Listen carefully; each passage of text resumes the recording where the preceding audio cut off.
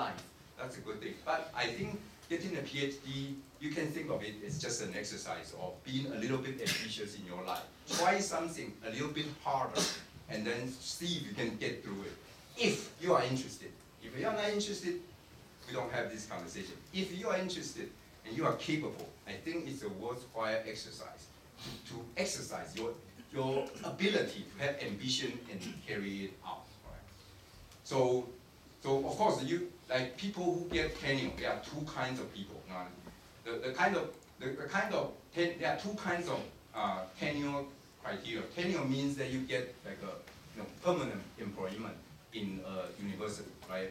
Maybe after 6 years, the university will evaluate your research work and decide that you are good, so you are permanently employed. It's called tenureship, right?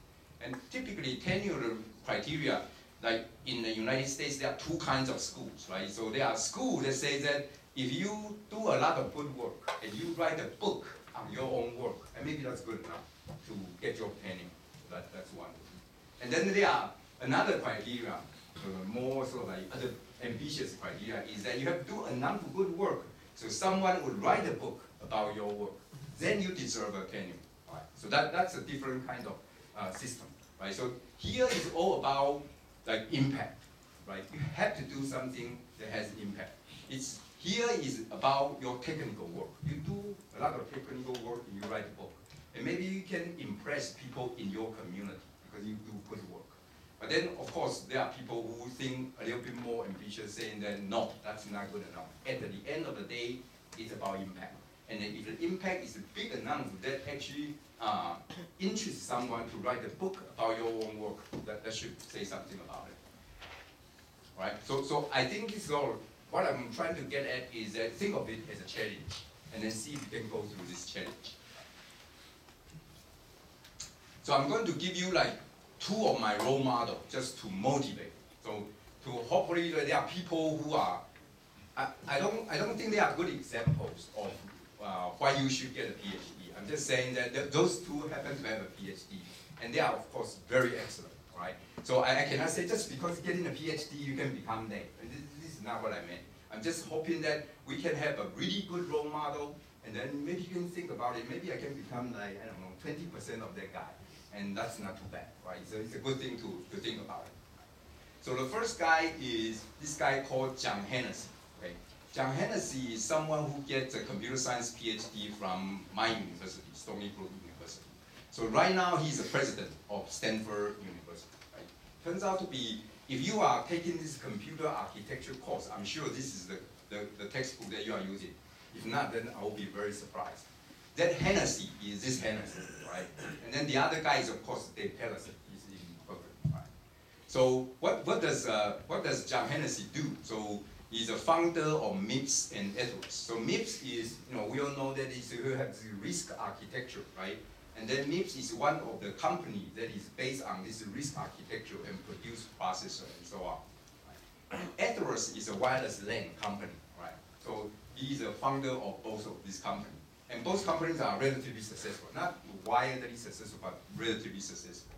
Now, somebody called John Hennessy sort of like a godfather of Silicon Valley because he's into a lot of this stuff, okay, and helping a lot of staff to do it. In the capacity of being a professor, being the department chair, being the dean, and then being the president of Stanford University. So he helps a lot, and then has a very huge impact on some of these very successful startups in Silicon Valley. So the right way to characterize his accomplishment is, of course, he has a stream of enormous impact based on a perfect transition from somebody who is just doing pure academic research to high-tech industry, like he started this company and then come back to do academic management, right? So in these 3 roles, he has a very nice transition and almost executes perfectly, all right? Now, I cannot say this is because he gets a PhD from Stony Brook. That's why he has this. That's not what I meant. But somehow, his ability to have all these skills that I'm talking about, I think it actually helps. Right? When I actually took a course from John Hennessy, and I can clearly see the kind of thing that I'm talking about. Like the way they're very good at the listening. Right? Like knowing the guys that are talking about it, and then quickly come up with sort of like a resolution of who is talking what points, and then how these points are supposed to be merged together in order to solve a bigger scheme of things. Those skills are unmatched. Okay, so to me, I think it has something to do with the PhD training. Okay. Now, in terms of objective record, you cannot argue with this list of achievements. Now, the other role model is someone named James Simons, right? So it's someone who got a math PhD from Berkeley, and eventually joined. I think he's also a math professor in Stony Brook. So he eventually joined Stony Brook as a math professor and rose to become like the department chair of the math department. And then in his professional career, he invented this Chern-Simons theories. Think of it as some kind of abstract geometry kind of field. So he's very successful. So he became the department chair, won this important award, and then at the age of something like 44, he decided that that's it for me. I don't want to be in academia anymore. I want to do something else. All right. And what does he do? So he decided to found a company called Renaissance Technology. It's a company that does hedge fund management, like a company that manages money, okay, and decide how to invest, this and that. Now, actually, after he quit Stony Brook, he actually went to Wall Street to work for probably like 2 or 3 years. So at that time, he sort of started from the little money manager in some small sort of capital investment company, and then eventually he decided to come out and start his company. Now, I don't really know exactly how to characterize his achievement. The only thing I can say is he makes a lot of money. Okay, that's the only way I can say it. Now, for people who we measure life's achievement in terms of money, and then this guy makes a lot of money, right? So what are we talking about, right? So we know that probably the richest people in the world is Bill Gates. Bill Gates is probably worth something like 60 billion now. 60 billion, okay? And most of his wealth, Bill Gates' wealth, is tied with stocks, right? So it's only, rely on Microsoft stock price, right? And how many shares do you have, and you multiply them. That's your net worth. Those numbers obviously is paper money, right? It's not real, right? Once the stock price comes down, then he doesn't have much, right? Now, if he sells about 10% of the stocks, the stock price is going to fall. Right? So that number is not very believable, 60 billion. Now, this guy is making real money. Right? In 1 year, taxable income is 2.8 billion. Taxable, right? Those you have to put in your pocket and pay tax for. Right? And then mind you that 2008 is the time of financial crisis. Right? When the whole world is like running around like bankruptcy, the banks go bankrupt and so on. Now, a couple of years in a row, he claimed the title of the one that make the most money in a single year, taxable income. And then every year, 2.8, and so on. And then you see that's a lot of money. Now 2.8 billion is more or less like, probably like 80 billion in sort of like NT dollars, right? It's probably half of Guo Taiming's net worth. So in 1 year, that's good enough for me. You can bankroll the whole capital gain of the whole thing.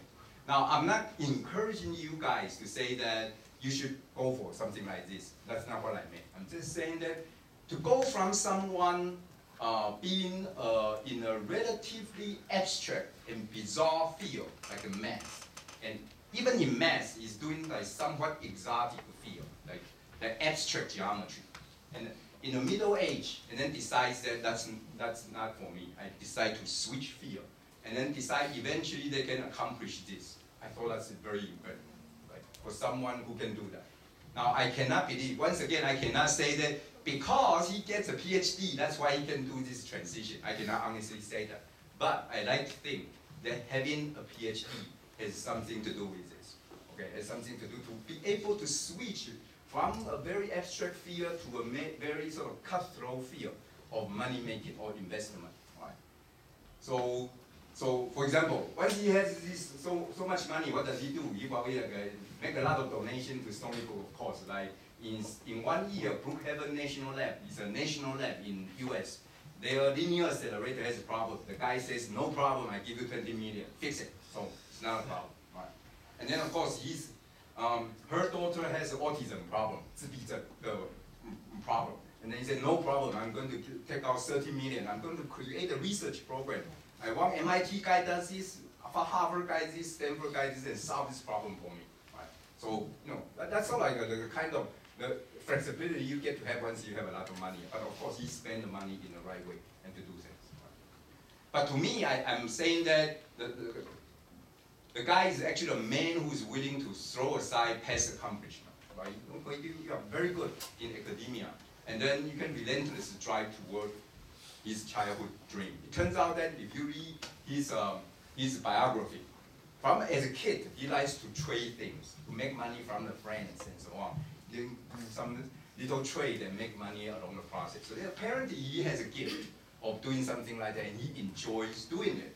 And then so that's why he is able to do something like this. And so, but once again, I think having PhD training has something to do with it. That you want to switch here really quickly, you have to have some basis. Without that basis, you cannot do much. So for me, personal, just in case, so you're wondering that what am I doing in my PhD? So I get my CS PhD in Berkeley, and then I studied as a faculty in Stony Brook, right?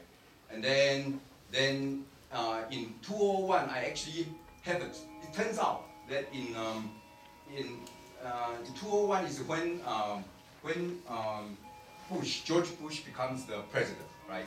And then turns out that George Bush decides to recruit the president of Stony Brook University to become, I don't know, some director of U.S.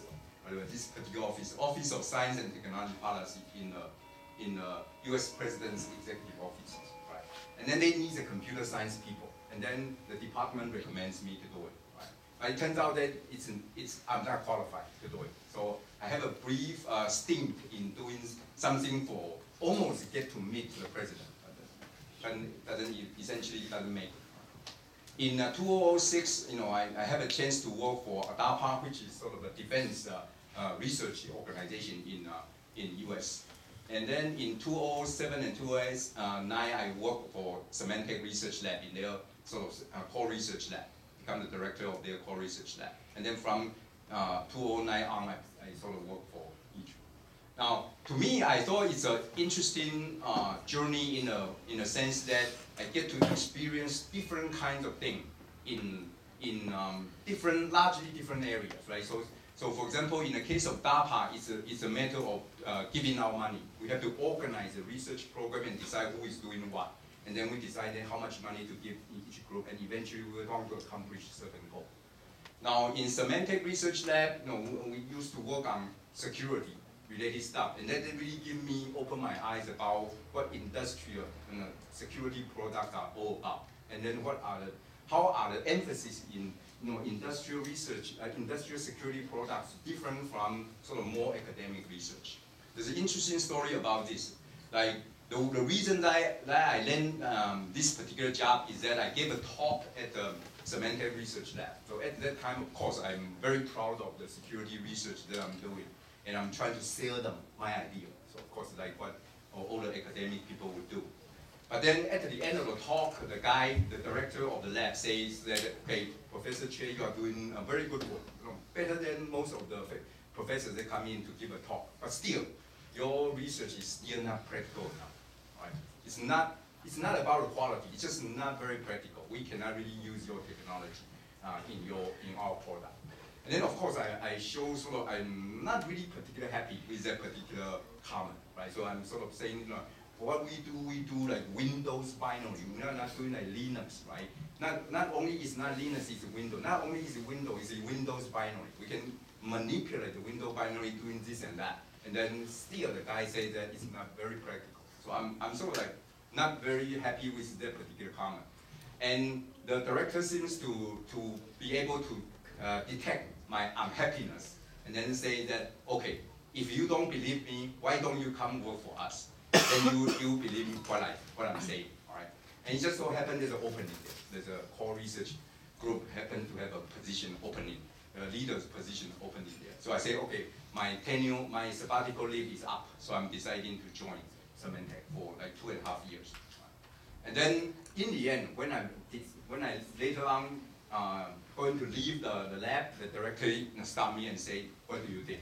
And then my answer is that yeah, I agree with you. That yes, my research is indeed not very practical compared to the kind of sort of product that they are developing and the kind of constraint that they have to live in. Right?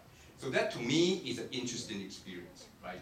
Just because we do a lot of what we think are practical things, and when it comes to sort of industry, especially for security research, there are a lot of constraints. Right? When you have 50 million users that you are responsible for, then some of the techniques you won't use simply because it involves too much risk. Right? And then if you are responsible for the product, then you make the same choices. Right? And that to me is really eye-opening. So I think of sort of Symantec research lab is a very unique experience. Now, but in all this process, what I'm trying to say is that it's a very, very different skill sets that you need to handle different kinds of assignments and work. And I like to think that getting a PhD actually helps me a little bit. The kind of thing that I'm talking about, right?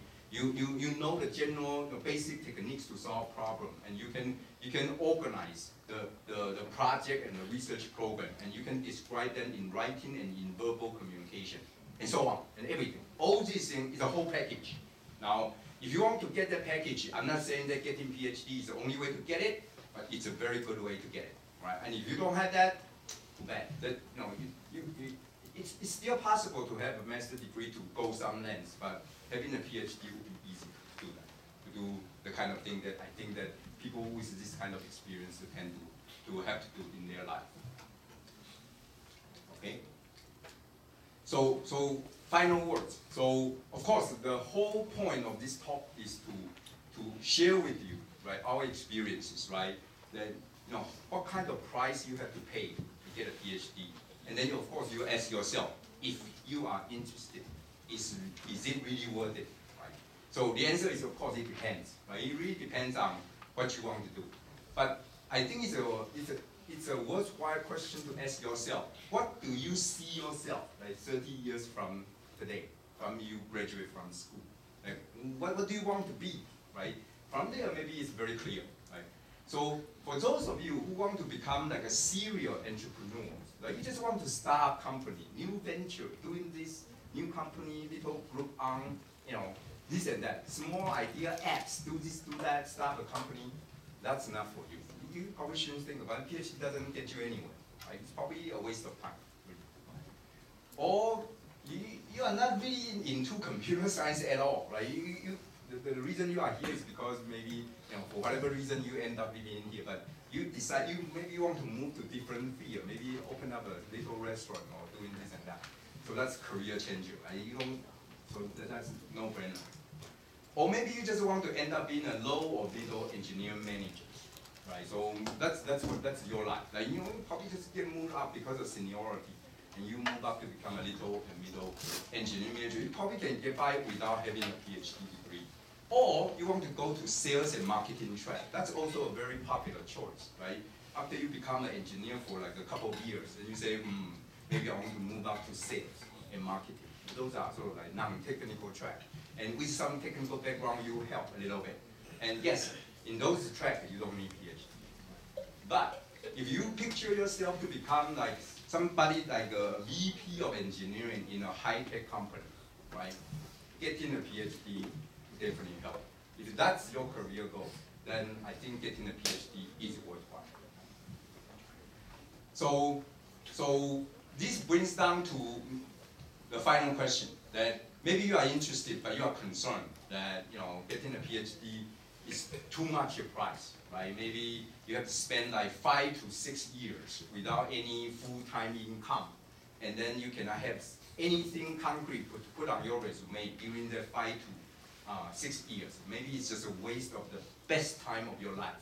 Is that really worthwhile to get your PhD? So in each we are trying to develop some program with the university to address those concerns of yours. So we are hoping that during your PhD study period, we hope you can get full-time employment pay and you can have a track record on your resume that you have full-time employment, all right? So it won't be a waste of your time, right? If we have a program that can address that. And the other thing is that we want to make sure that you only do one thing between your job, your full-time job, and your PhD study. If we can come up with a scheme, they can help you to do that. Right? And the way it works is like this. So I'm going to give you, so we call this sort of this particular name, okay? And then, so this is listed here in the second piece, right? So right now we are cooking such a program with some other university, not with NCU just yet, but we are cooking such a project, such a program with some other university, like National Chiao Tung University. They are going to have such a PhD program. So the way it works is that in the first 2 years, we are going to pay the people who are in that program with a fellowship, right? And the only obligation for those students in the program is they have to come to E3, do summer internship, for 2 summer internships, so for the first 2 years. And during those first 2 years, of course, you have to take courses, and you have to like pass your qualifying and so on. Do the stuff that you need to be in the PhD program. From the 3rd year on, then you become the full-time employee of E3. So you work for E3. That's why you get full-time pay, right? So you'll be exactly like any other E3 employee, right? And we want to negotiate a project with the faculty, your advisor, a project such that whatever you do in E3 eventually will count toward your dissertation, right? And that will address the second concern. Like you only need to get that project done, then you can satisfy the requirement of E3 as well as the requirement of getting a PhD in your university.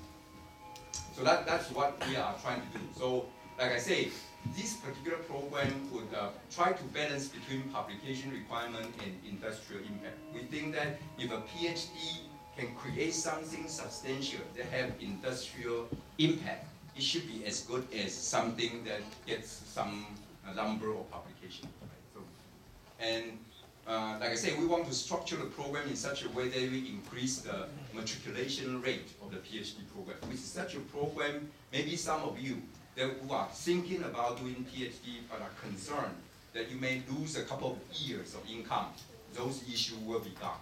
Right? We'll try to eliminate those issues from your consideration. And that's one of the things that we are thinking about doing. Okay, so I think that's all I have. So if you have any question, I'll be happy to answer them. Thank you. 好，我们首先大家热烈鼓掌，谢谢谢谢。Yeah, maybe that the 阙所长 can consider to change the title, like to be PhD or not to be. Yeah. 有没有什么问题 ？We welcome a few questions. 你们可以用中文、英文、法文都可以。You want to pose the questions? Fine, in English or in Chinese, in either ways.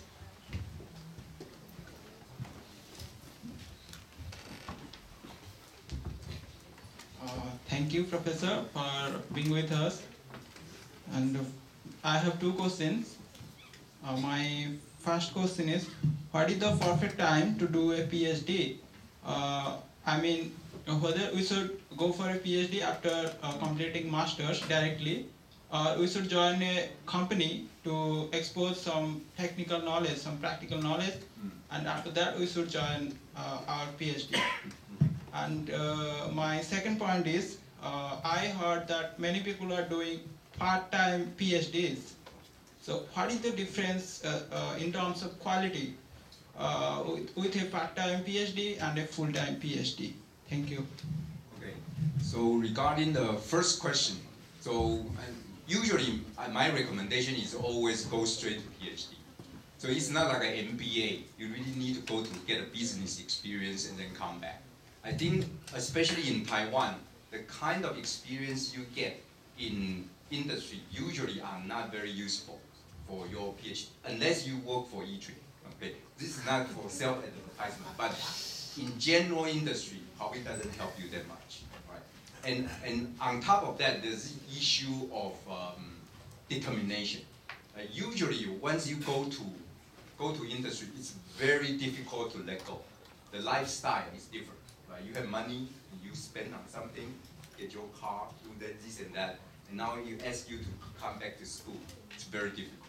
It's very difficult to do that. So usually I always encourage people just go straight to PhD.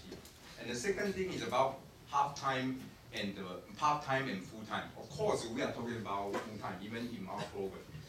Part-time, like in each, there are many examples. They try to do this part-time PhD. Usually, it doesn't work out very well. And the reason is very simple. You have to do two things at a time. Right? You have to do the stuff that make your boss happy in company. And then you have to crank out your papers so that you can graduate. And usually, you don't do well in either. And that's usually what most people, the kind of problem that most people will suffer. The people have to be 100% focused to get things done well. And this is also one of the features of this particular program. We want people to focus one thing and then do it really well. And then you can use this one thing to satisfy the requirements of both of your courses. That's what we are trying to do. Okay, any other questions? 有没有还有其他的问题？可以好好思考一下，特别是对那些还在 master program 的。For those of you who see in your master program, you can consider a kind of program that E3 offers, where you are working toward your PhD. At the same time, you earn a full-time payment. 有没有什么其他的问题？同学们，有没有？啊，任何人发问的就可以先离开，啊，先下课。有没有？或者老师们？ 有没有什么问题？Peter， 阙首长，那个你好，我孙彼得，对，那个想请教一下，说你这个 program，就说如果说外籍生是qualified的吗？可以，也是qualified，只有中国学生不行。OK， 了解。中国学生会有问题，但是所有都可以。OK， 好，谢谢。还有没有什么其他的问题？这里面有很多同学是 曾经修过我的课，或是正在修我的课，你们应该了解老师上课的 style 啊。We are resourceful and tasteful， 有没有？都没有啊？佩奇，不要那么躲我，跟你讲，我在看你。好，让佩奇发问。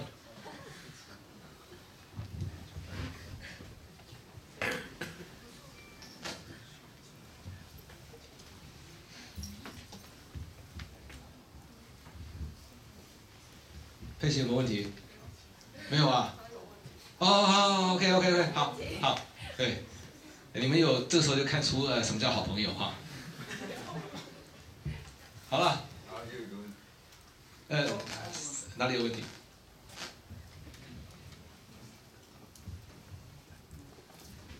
Oh, I forgotten one thing that here two professors are present. Su Fu Hao is also from Tony Brook. He is present here, and also Su Po Chi is also my professor, and he is also he is from Southern California. So we have many renowned professors with us today. In fact, Professor Shikha is my advisor. Oh, okay. Thank you. And my question is that if someone is aiming for a VP of a very good company, then actually VP's job is to make policies about the company, the operation, and not the technical job. So why he needs a PhD to become a VP? So especially in a technical company, you still need to have a good technical sense. So for example, like let's give an example. Let's say I'm sort of like doing like a hardware ODM for laptop or for cell phone, and then out of the blue now I want to decide I want to go into solar energy, right? So at least you have a sense, right? And what kind of things, what are the solar energy? Of course, once you become a general manager, you don't have to know every little detail, but in the end, you need to have a sense, right? Your people present to you. You know, there are 3 schools of approaches and then there are 3 categories of business, and then their technology are like this, and then their prospect are like this. You need to make a decision, right? of course, you are purely business background. You can only